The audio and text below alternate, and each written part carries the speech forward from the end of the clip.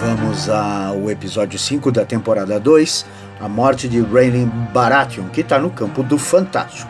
A única coisa que podemos analisar é que ela de fato interessou para o Stannis, que agora tem um enorme exército.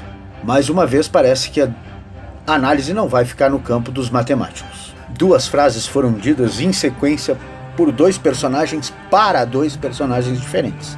Catelyn diz a Brienne: "Você não pode vingá-lo se estiver morta." E Margaery diz a Loras: "Não pode vingá-lo do sepulcro." Há uma versão diferente mais para perto do fim do episódio, mas isso mostra como Game of Thrones gosta de brincar com as mesmas frases. Várias vezes usa a mesma frase mudando quem diz para ouvinte e vice-versa.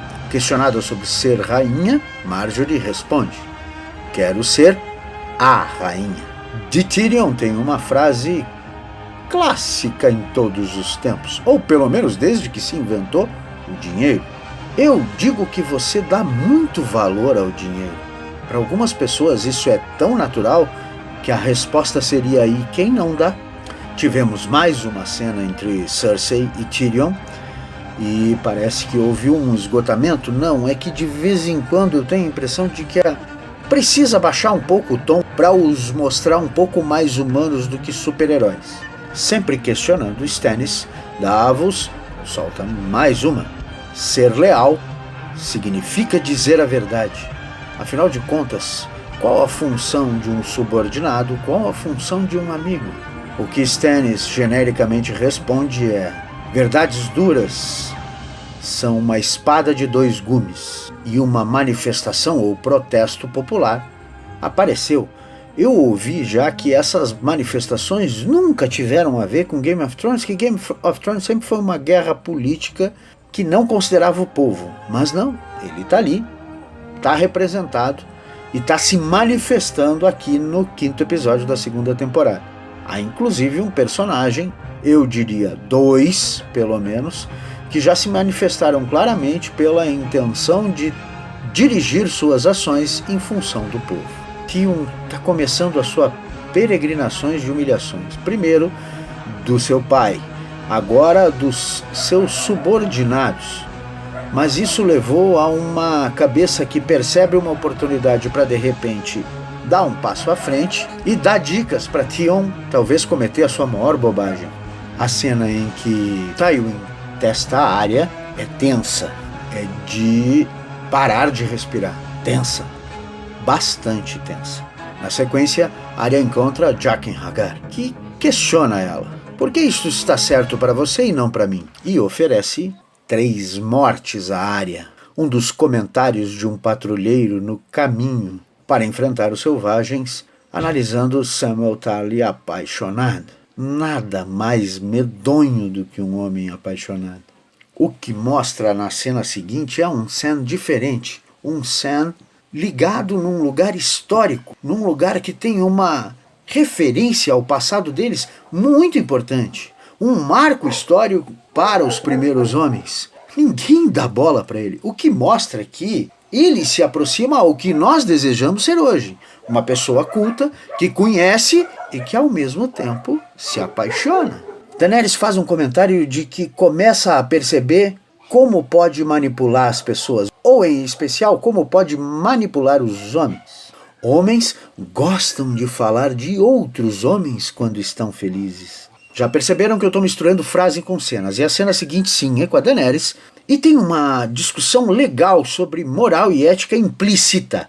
Cavarro, um dos Dothraki, quer levar um galo de ouro incrustado com pedras preciosas. Ele ainda comenta com ela: "Depois que todo mundo estiver dormindo, ou quando a festa tiver acabado, eu levo." Ou seja, ele só não faz isso ali na frente de todo mundo porque não é correto. Mas Dany o corrige.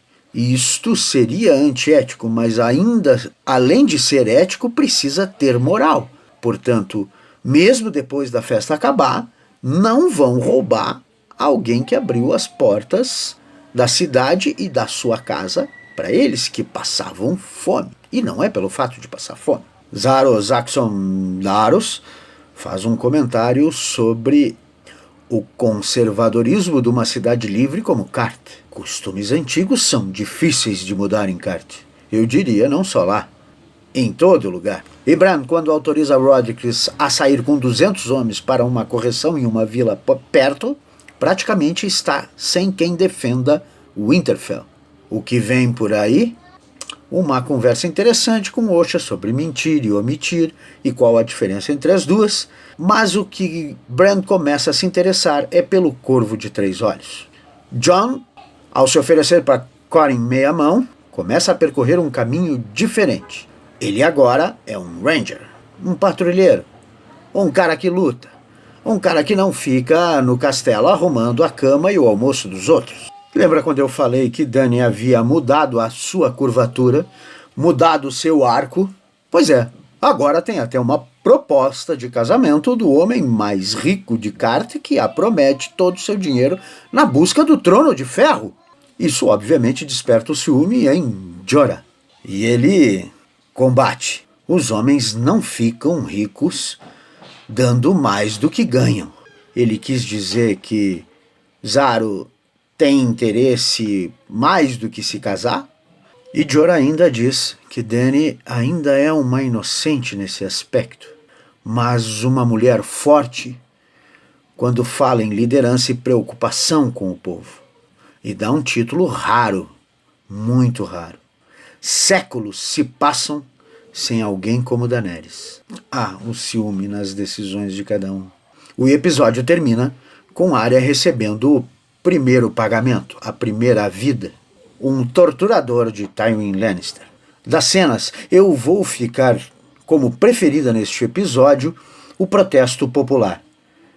Pelo conjunto, pela construção exatamente como o povo pensa, com as preocupações que um povo tem. Eu fico com aquela cena, embora simplesmente construída de forma óbvia, mas pelo significado dela, eu fico com o protesto. Vamos ver o que o episódio 6 nos reserva? Vamos?